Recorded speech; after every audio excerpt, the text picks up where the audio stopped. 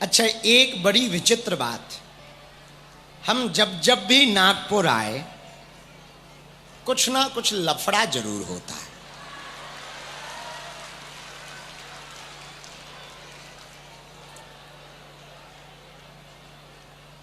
इस बार परसों हम पहुंच गए थे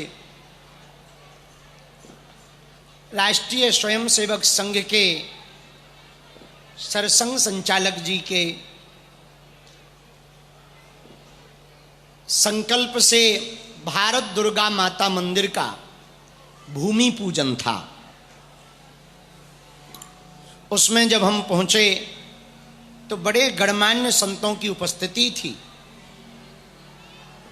और हमको भी जाने का अवसर मिला, तो कुछ बोलने का अवसर मिला। स्वाभाविक रूप से एक बात हम कहें, हम जब भी महाराष्ट्र आए कोई ना कोई विषय छत्रपति वीर शिवाजी महाराज के बारे में बोला। उस दिन भी हमने गुरु शिष्य महिमा पर एक कथा बताई कि गुरु के प्रति हमारे छत्रपति शिवाजी महाराज की कितनी ऊंची विचारधारा थी कि सब कुछ अर्पण कर देते। हमने अपने शब्दों में कहा, जो हमारी भाषा है उन शब्दों में बोला। उन शब्दों का अर्थ का अनर्थ बनाकर बहुत लोगों ने छत्रपति वीर शिवाजी महाराज की अवमानना मान लिया कि हमने अपमान किया, अवमानना की।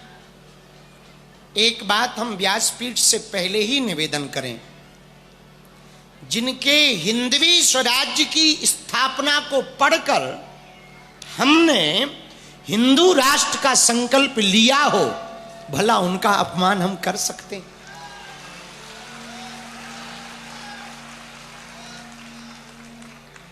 उनको पढ़कर के ही हमने हिंदू राष्ट्र का सपना देखा है। उनके संकल्प को पढ़कर के ही हमने हिंदू राष्ट्र के लिए कदम बढ़ाया है। उनको पढ़कर, उनको जी करके ही हमने पदयात्राएं की हैं, तो भला हम उनका अपमान कर सकते? और इस भारत में रहने वाला व्यक्ति जो छत्रपति वीर शिवाजी का अपमान करे, क्या वो भारतीय हो सकता? क्या वो हिंदू हो सकता?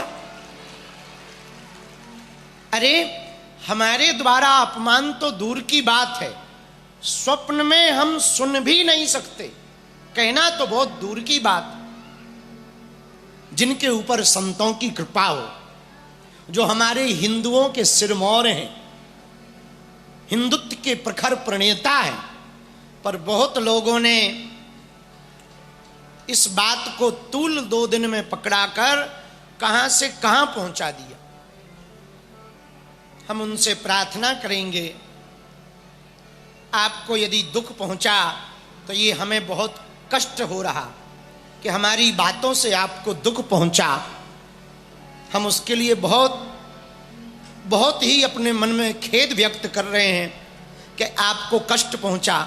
और विचित्र बात यह है कि हम भी छत्रपति शिवाजी को मानते हैं, आप भी छत्रपति शिवाजी को मानते हैं।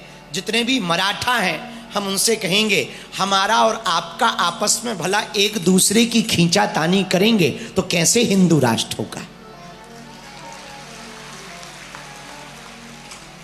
फिर भी आपको लगा कि ऐसा कोई बात या वक्तव्य कहा तो हम क्षमा प्रार्थी हैं।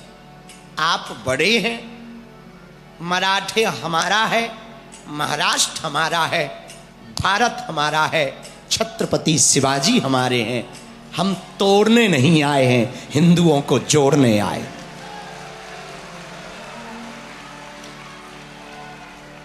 हमारी बात को जरूर आप संभाजी विग्रह, मराठा परंपरा को मान्य और इसको राजनीतिक रंग ना दें।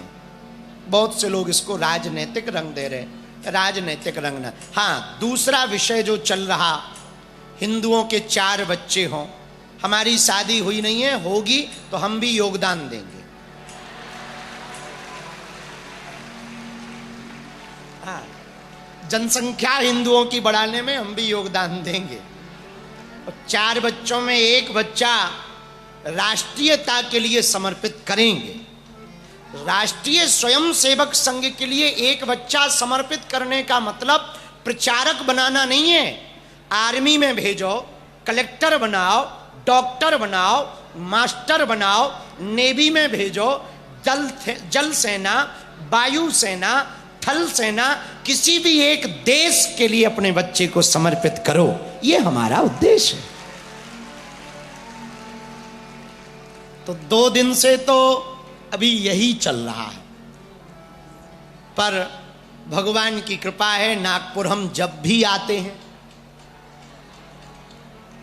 बड़ा आशीर्वाद मिलता है। इस बार आए हैं, एक पहले ही बोल दें कि हम इस बार 5 ही दिन के लिए आए। 5 ही दिन की कथा है, 30 तारीख तक। कोई बाद में मत कह देना कि जल्दी बाबा भग गया। हाँ, पिछली बार भी ऐसे ही किया था, इस बार हम पहले ही बता रहे 5 ही दिन की कथा है, बैनर में भी, और हम बोल भी रहे, और दरबार भी लगाएंगे 29 तारीख को। और सुनो, गुरुजी ने आज्ञा दे दी तो 30 को भी लगाएंगे।